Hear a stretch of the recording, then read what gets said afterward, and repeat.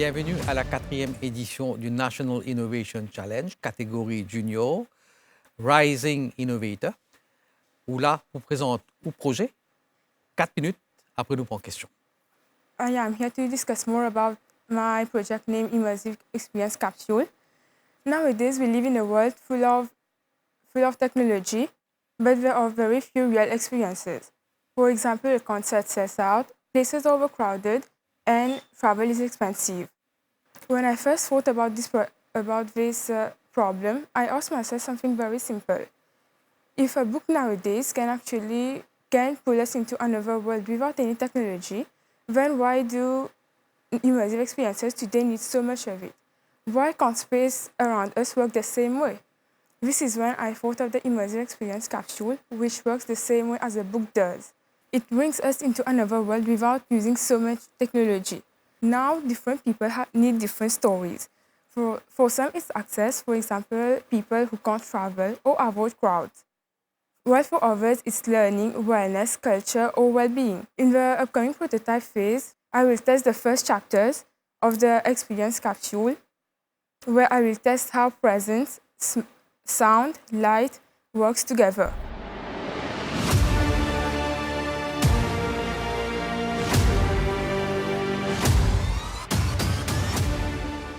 How would your system be interactive with the users? It will be the dream that I will make become real to the people. When you get into the room, what will be the first impression you get? You will feel like you are in your dream. The immersive experience capsule is about making your dream come true. A lot of people have unrealistic dream which cannot be felt in the real life. So this room will imply the unrealistic dream in it, where they will feel the dream. Have you experienced this immersive capsule before? Not yet, but I have done many research on it, and there are technologies available so that we can make this real. So I think I will be able to do it. If you get the seed money of 10,000 rupees, do you think you will be able to deliver a first realistic prototype? The prototype will not include the advanced technologies. Instead, I will use its foundational science because the technology will not be enough with the seed funding. So instead, I will use the foundational science, which is like mirrors instead of projectors. And using this, it won't be fully, but most of it will be real. Thank you very much for your presentation.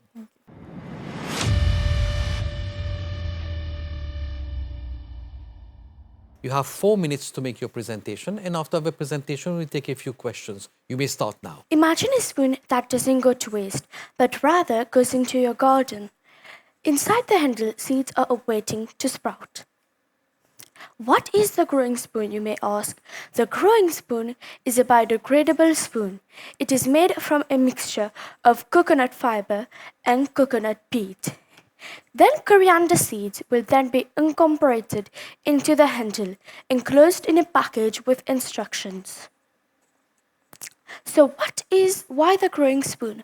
Coconut has been chosen, as in 2023, Mauritius produced approximately 1,100 tons of coconut during that year.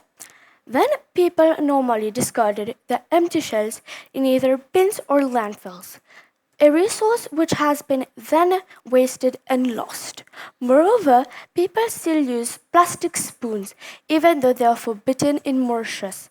People then throw them in either rivers, seas, or landfills, thus harming our biodiversity. My conclusion is that the growing spoon invites us all for a future together.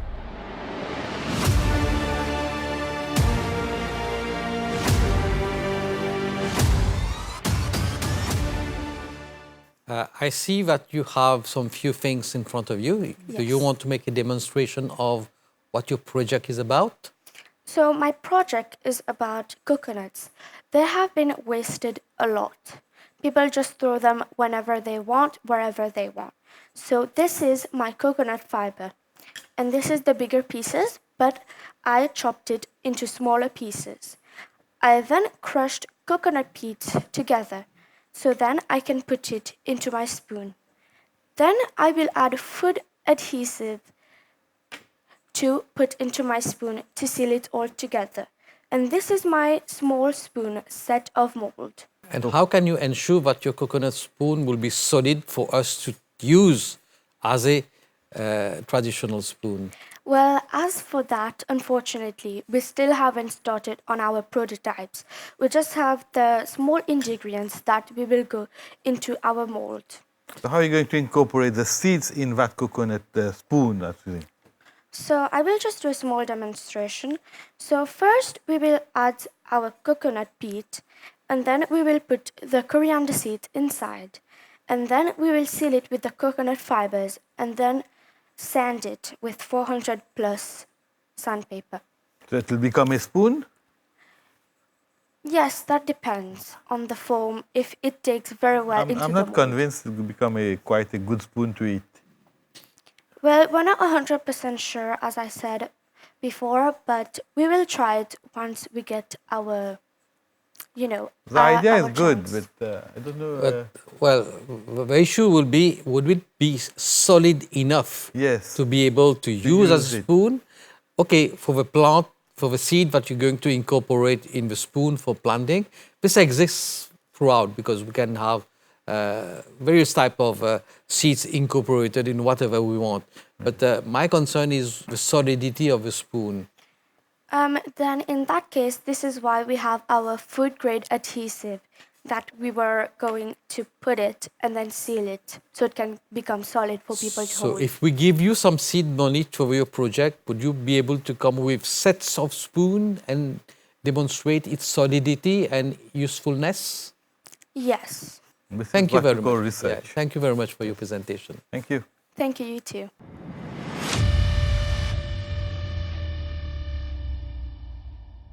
Bienvenue à la 4e édition du National Innovation Challenge. Nous actuellement dans Rodrigue pour écouter ban candidat. Tu prends 4 minutes pour faire ta présentation. Après, nous vous prenons un certain nombre de questions. Mon projet, c'est EcoFuture.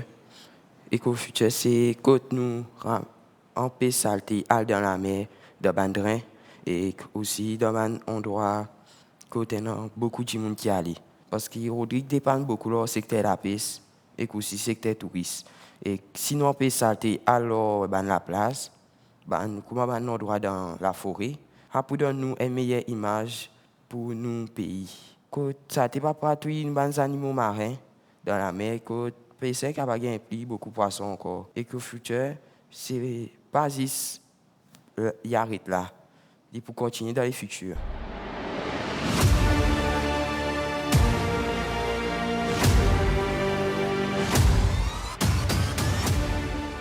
Comment tu peux mettre en place sa structure pour mettre une poubelle partout? Parce que si tu regardes bien, nous avons une collectivité locale, comme un camion qui commence à salter. Nous connaissons un designer routine qui peut faire un travail là.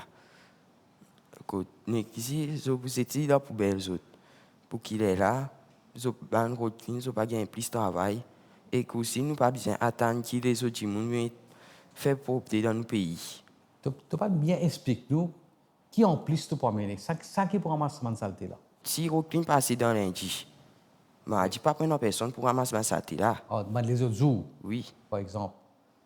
Avec des compléments de ce système qui existait là. Qui te compte faire pour justement des gens plus conscients qu'ils ont besoin de garder ce pays propre et qu'ils ont besoin de faire? Comment tu peux approcher ça? Nous sommes capables de faire un poster, comment dire, pour qu'ils nous mettent ça un peu partout. Là, quand du monde pour tout vivre. Nous sommes capables de aussi un QR code que nous avons scanné. Nous avons utilisé une vidéo, vidéo capable d'expliquer comment recycler les saletés et aussi comment arrêter de polluer l'environnement. Quel matériau tu penses pour servir pour faire ta poubelle? Nous pensons un petit peu là? Nous visons essayer des matériaux qui durent longtemps. Comme? Plastique, soit du bois aussi. Du bois, tu préférable, non? Parce que plastique, nous peut retirer l'eau. Oui, dans nous. du bois, c'est plus préférable. Merci beaucoup pour ta présentation aujourd'hui.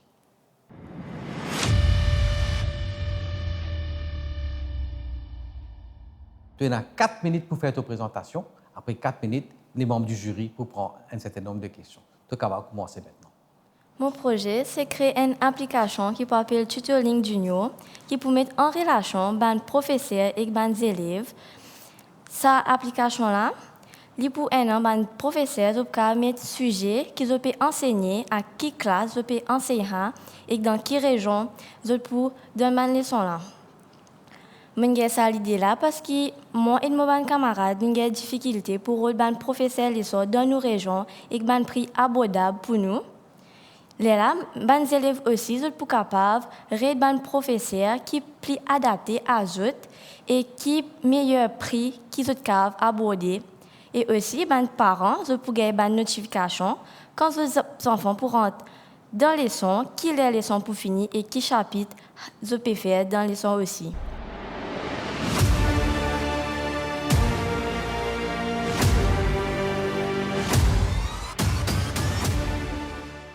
Un petit peu perplexe par rapport à ce système de paiement du monde pour mettre de l'avant le prix, ben professeur pour dire qui pris de leçons, etc.